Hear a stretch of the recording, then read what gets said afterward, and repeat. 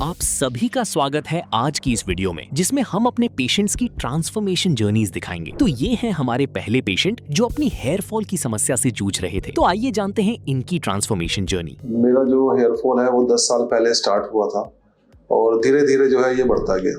हालांकि ऐड मैंने और भी देखे थे, लेकिन मैंने सिर्फ जो है यहाँ पर आके एक बार अपने आप को संतुष्ट करना चाहता था कि सच में ऐसा कुछ हेयर ट्रांसप्लांट जैसा कुछ होता है या नहीं होता है। पता ही नहीं लग रहा यार कि कैसे हो रहा है। बस ये समझ लो, पहले बालों को जाता हुआ देख रहा था, अब बालों को आता हुआ देख रहा हूँ।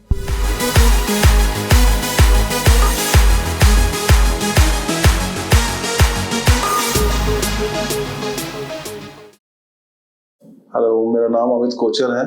मेरी एज जो है 38 इयर्स की है और मेरा जो ट्रांसप्लांट है अगस्त 2024 में हुआ था और ये मेरी जो है 5th PRP है। मेरा जो हेयर फॉल है वो 10 साल पहले स्टार्ट हुआ था और धीरे धीरे जो है ये बढ़ता गया, जिसकी वजह से मेरा सिर में गंजापन जो है ज़्यादातर दिखाई देने लगा। हालांकि मुझे पता नहीं लगा, बट मैं धीरे धीरे डिमोटिवेट होने लगा और दूसरों के कहने पे नए नए तेल, नए नए स्प्रे यूज करने लगा, जिसकी वजह से मेरा हेयर फॉल और ज़्यादा बढ़ गया। और मैं इतना डिमोटिवेट एक दिन हो गया कि अचानक जो है मैं ऑनलाइन में देखने लगा तो मेरे सामने QST हेयर क्लिनिक का ऐड आया। हालांकि ऐड मैंने और भी देखे थे, लेकिन मैंने सिर्फ जो है यहाँ पर आके एक बार अपने आप को संतुष्ट करना चाहता था कि सच में ऐसा कुछ हेयर ट्रांसप्लांट जैसा कुछ होता है या नहीं होता है। तो मैं यहाँ पर आया, अपने भाई के साथ आया था और मैंने यहाँ पर आके देखा, फीडबैक लिया जो लोग यहाँ पर करा रहे थे और जो लोग PRP के लिए सेशन लेने के लिए यहाँ आए हुए थे, जिनका ऑलरेडी पहले ट्रांसप्लांट हो गया था। उसके बाद उनसे मैंने फीडबैक लिया तो उन सबके रिजल्ट देख के और उनके फीडबैक सुन के मुझे लगा कि शायद एक ट्राई तो मुझे भी करना चाहिए। तो फिर मैंने उसी दिन अपना जो है यहाँ पर डिसाइड किया कि मेरे को भी जो है हेयर ट्रांसप्लांट कराना है। फिर यहाँ की टीम ने मुझे गाइड किया। सो फाइनली ये डिसाइड हुआ, जो यहाँ की मेजरमेंट टीम है उन्होंने मुझे बताया कि मेरे जो है 5000 ग्राफ्ट लेंगे। तो यहाँ से जो शुरू हुई मेरी जर्नी हेयर ट्रांसप्लांट की। द सेम डे जो है मेरे ग्राफ्ट जो है 5000 ग्राफ्ट वो मेरे डोनर एरिया से निकाले गए और मेरे को पता भी नहीं लगा, सही बताऊं तो मैं बहुत नर्वस था। उसके बाद नर्वस होने के बाद भी मैं लेटा, कभी हाँ कभी ना, डर भी लग रहा था कि दर्द होगा या पेन होगा या जो भी होगा। और थर्ड डे में जाके मेरी सर्जरी जो है कंप्लीट हुई और यहाँ की टीम ने रियली मुझे फील भी नहीं होने दिया। Time to time lunch time में लंच भी हो रहा है, मैं लंच भी कर रहा हूँ, उन लोगों को देख भी रहा हूँ, मेरी सर्जरी भी चल रही है और मुझे पता भी नहीं लग रहा है, मुझे दिख रहा है सब कुछ, लेकिन मुझे 1% भी किसी भी तरीके का पेन नहीं हुआ। और थर्ड डे जाके जो है मेरे 5000 ग्राफ्ट जो है ट्रांसप्लांट किए गए और उसके बाद धीरे धीरे मेरी जर्नी स्टार्ट हुई। जब मैं यहाँ से जा रहा था तो यहाँ की टीम ने मेरे को जो है बहुत अच्छे से गाइड किया, मुझे बताया कि भाई किस तरीके से मुझे प्रिकॉशन लेने हैं, क्या मुझे करना है, क्या नहीं करना है, क्या खाना है, क्या नहीं खाना है, किस तरीके से। तो वो सब चीजें मैंने फॉलो करना स्टार्ट किया और वहां से शुरू होती है मेरी जर्नी मेरे बालों के आने की।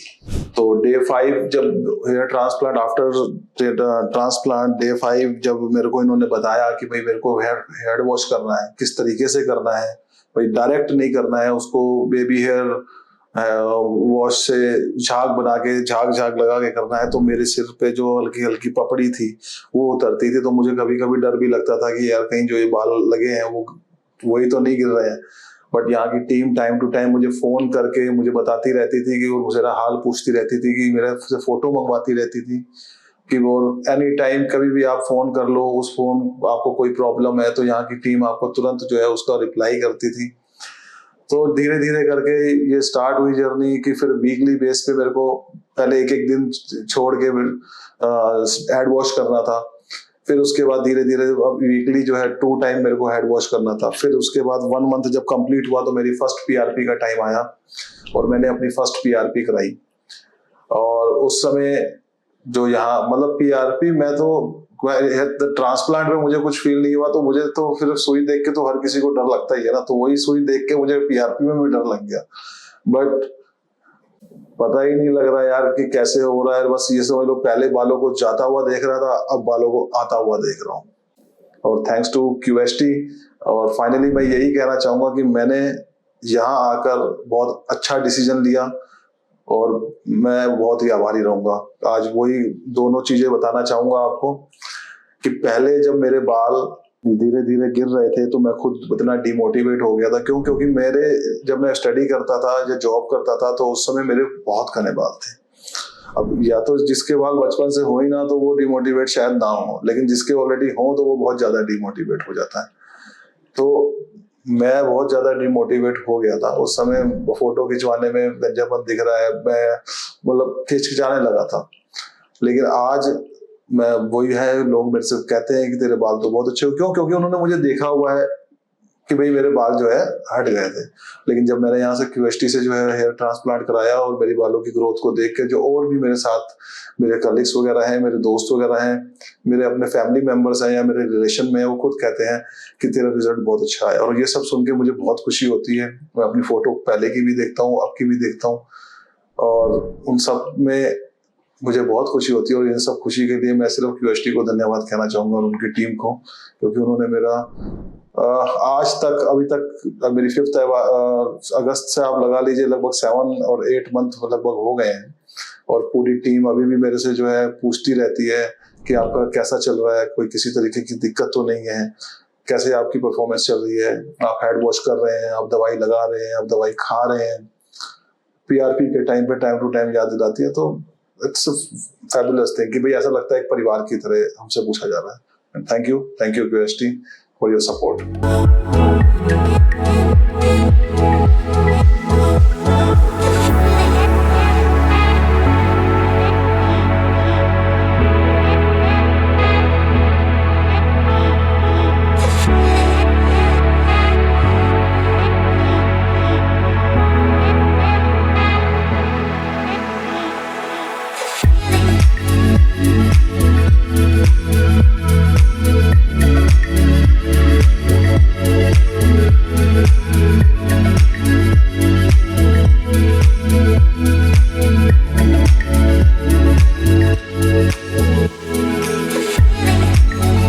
अभी आपने पिछले पेशेंट की ट्रांसफॉर्मेशन जर्नी देखी, अब मिलते हैं हमारे अगली पेशेंट से। जो मैंने नोटिस किया अपना हेयर लॉस का,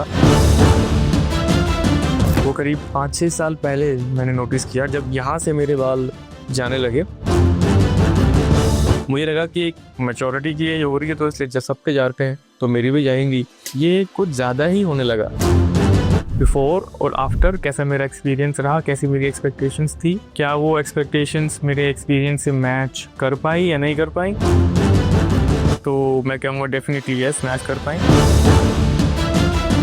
2 महीने हो चुके हैं मेरे को, तो आप देख सकते हैं यहाँ पे। हेलो, मेरा नाम शैलेंद्र सिंह है और मेरी एज 32 इयर्स है और मैं दिल्ली से बिलोंग करता हूँ। करीब 5-6-7 साल से मैं हेयर लॉस का एक्सपीरियंस कर रहा था अपनी ज़िंदगी में, बट मैंने सोचा कि let's go for that treatment thing.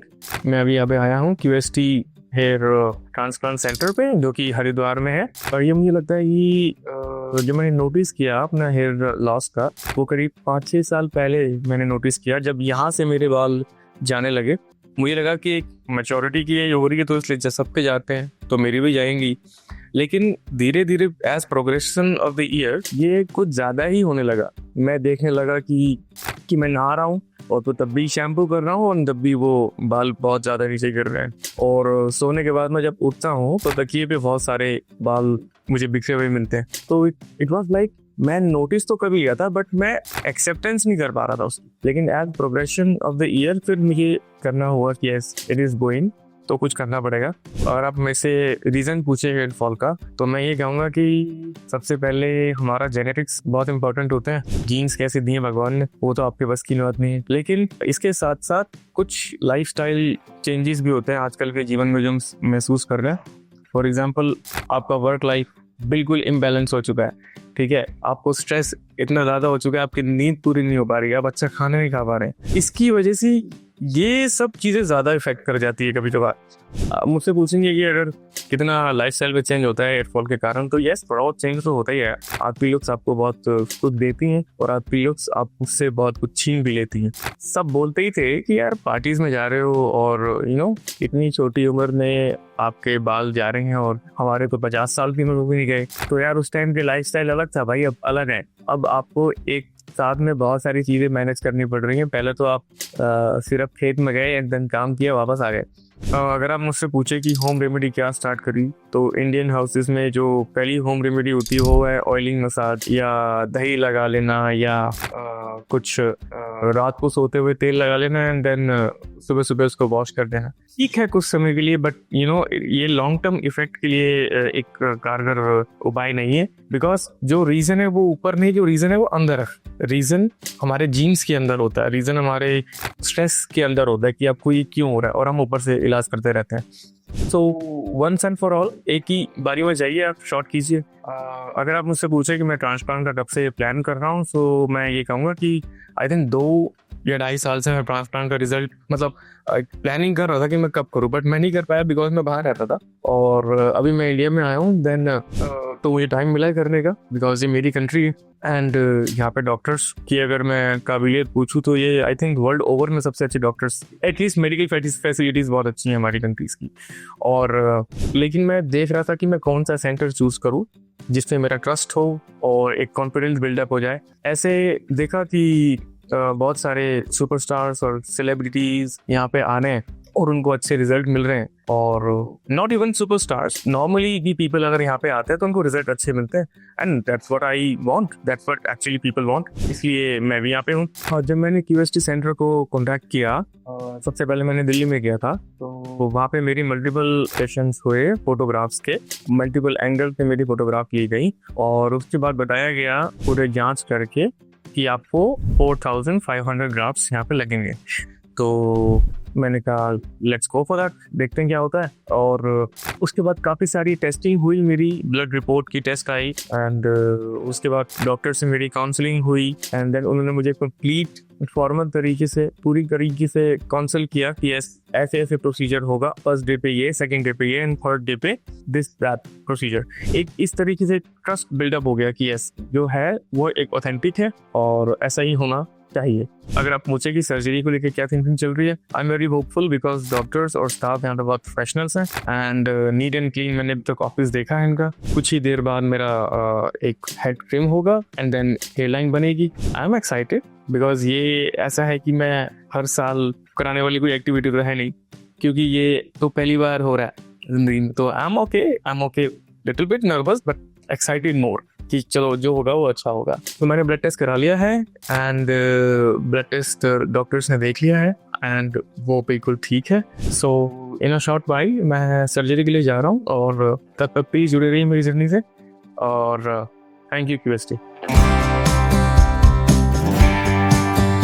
क्यूएसटी Haridwar ने मेरी अभी की सर्जरी हुई है, जिसको कंप्लीट हुए हुए करीब 15 या 20 मिनट हुए हैं। और डॉक्टर्स बहुत ही कोऑपरेटिव थे, बहुत ही सपोर्टिव थे एंड द डॉक्टर्स थे जो कैन से कि 15-20 मिनट में मुझसे पूछ रहे थे कि how it is feeling, how it is going, and आपको कोई दर्द तो नहीं हो रहा है या आपको कुछ प्रॉब्लम तो नहीं हो रही है दूसरी चीज़ के रिगार्डिंग। और ऐसा कोई दर्द वर्द की बात, ज़्यादा दर्द नहीं होता है कभी कभी, लेकिन एक ऐसा लगता है कि कुछ पिंस सी चुभ रही है, वो भी शुरुआत में चुभती है, लेकिन एक बार ही आप एनेस्थीसिया आपको दे दिया जाता है, देन कोई आपको दर्द का एहसास नहीं होता। और जहाँ भी दर्द का एहसास हो भी रहे, आप डॉक्टर को बता देंगे तो आपको दोबारा से एनेस्थीसिया दे देंगे। तो मेरे हिसाब से मुझे दर्द हुआ होगा तो इन द 5% हुआ होगा वो शुरुआत के लेवल पे, उसके बाद नहीं दर्द हुआ। जब मुझे एनेस्थीसिया दिया गया तो तब मैं पूरी तरह होश में था और एनेस्थीसिया देने के बाद में मेरे को यहाँ पे पूरी की पूरी नंबिंग हो गई थी ताकि मेरे को पेन ना हो जो भी डॉक्टर सर्जरी करेंगे उसके बाद, क्योंकि ये सर्जरी 8-9 घंटे लंबी होती है। इसमें डेफिनेटली हर किसी इंसान को वॉशरूम जाना होता है या उसको भूख लगती है। तो मेरे को ऑन टाइम जब भी मैं चाहता था रेगुलर कि मुझे वॉशरूम जाना है या मुझे भूख लग रही है तो मुझे खाना चाहिए, तो डॉक्टर्स एंड सब स्टाफ बहुत ही सपोर्टिव थे। वो मेरे को वॉशरूम लेके जाते थे और वापस भी लेके आते थे, और ऑन टाइम मेरे को रिफ्रेशमेंट भी दी जाती थी। रिफ्रेशमेंट काफ़ी हेल्दी होती है यहाँ पे। अगर आप मुझसे पूछो कि मेरा एक्सपीरियंस या मेरी एक्सपेक्टेशंस पूरी हुई हैं या नहीं हुई, डेफिनेटली मैं यही कहूँगा कि मेरी एक्सपेक्टेशंस कम्प्लीटली पूरी हो चुकी हैं। जैसा मैं चाहता था कि ऑपरेशन हो और स्टाफ जैसा बिहेव करें, जैसा मैं चाहता था वैसा ही उन्होंने बिहेव किया। बहुत ही पोलाइट, बहुत ही अच्छा स्टाफ है यहाँ पे। पोस्ट सर्जरी मेरी डॉक्टर से काउंसलिंग हुई है। उन्होंने मुझे पूरी की पूरी दवाइयाँ जो 1 महीने की है, जो प्रिकॉशनरी तौर पे लेते हैं, वो मुझे बताया है कि कैसे कैसे लेनी है। और एक सलाइन वाटर होता है जिसको आपको ये आधे घंटे में लेना होता है हर दिन में। और जैसे कि मुझे बताया है कि आपको दूध और चावल नहीं खाने हैं। तो ऐसे बहुत सारी प्रिकॉशनरी मेजर्स हैं जो कि डॉक्टर्स आपको लिख के देंगे ताकि आप भूलें ना। आपको ऑन द स्पॉट आपको डॉक्टर्स लिख के देंगे, तो ताकि आप उसको याद रख सकें। वो स्पेशली आपके लिए ही होती है।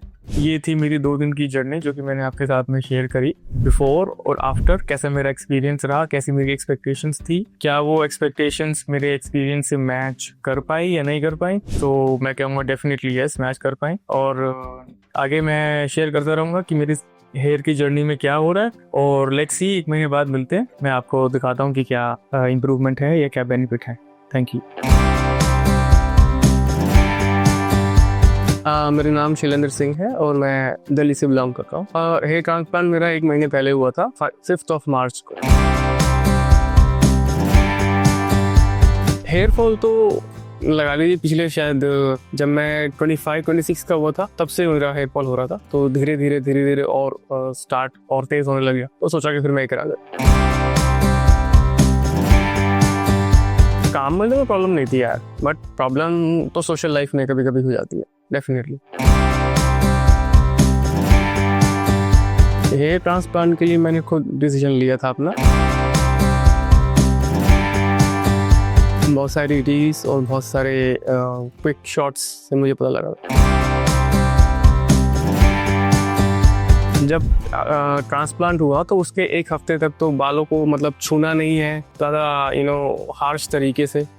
लेकिन 1-2 हफ्ते के बाद में आप हल्का हल्का स्क्रब उसको थोड़ा कर सकते हो। और शैम्पू आपको डेली टाइम करना, 2 टाइम करना था हर दिन, बेबी जॉनसन से या किसी ऐसे शैम्पू से जिसमें केमिकल्स कम हो। तो वो चल रहा है करीब 1 महीना। तो वो 1 महीने के बाद आज मैं PRP के लिए आया हूँ।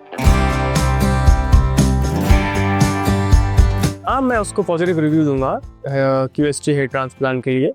और मेरे कुछ 2-3 दोस्त हैं जिनको मैंने बोला भी है, तो हो सकता है कि वो भी यहाँ पे आए।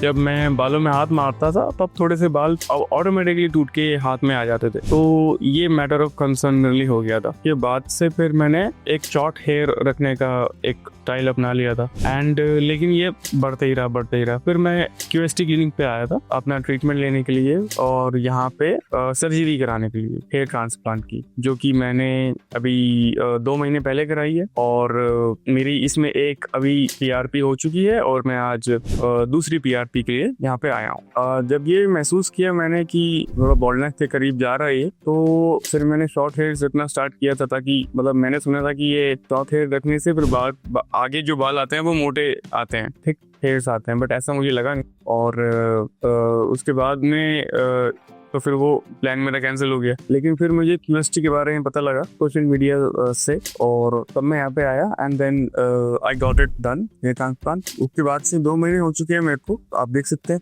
यहाँ पे थोड़ा सा अब एक हार्डनेस लगती है ऊपर, थोड़ा सा थिक हेयर्स मुझे लगते हैं। और अगर आप ये कहें कि मैं मैंने कोई ऑयल यूज किया या नहीं किया, डेफिनेटली किया था जब मेरा हेयर लॉस हो रहा था, लेकिन एक परमानेंट इलाज वो नहीं है, क्योंकि परमानेंट इलाज ये चीज है जो हेयर ट्रांसप्लांट है। ऑयल से मुझे नहीं लगता कि आप कितने दिन तक और सर्वाइव कर सकते हो उस चीज से। जब हेयर ट्रांसप्लांट हो रहा था मेरा, अगर आप दर्द के बारे में पूछें तो मेरे को ऐसा कुछ दर्द इतना खास हुआ नहीं, क्योंकि पहले से एनेस्थीसिया दे रखा था और दर्द इतना होता नहीं है कभी भी। बस हल्का सा कभी कभी, यही कि आप सर पे खुद हाथ लगाते हो तो वैसा ही कुछ आपको महसूस, एक सेंसेशन महसूस होती है, मगर दर्द नहीं होता है ऐसा कोई। और अगर आप पीआरपी की बात भी करें तब भी ऐसा कुछ मुझे महसूस नहीं हुआ कि आपको कोई दर्द जैसा कुछ झेलना पड़ेगा या पीआरपी में कुछ ज़्यादा टाइम लगेगा। पीआरपी में आपका ही ब्लड लेके आपको ही चढ़ाते हैं और एक सेफ प्रोसीजर है। और मतलब आई थिंक 10 मिनट की बात होती होगी ये पीआरपी। मेरा फर्स्ट सेशन हो चुका है और अब मैं सेकंड सेशन के लिए जा रहा हूँ। लेट्स सी क्या होता है।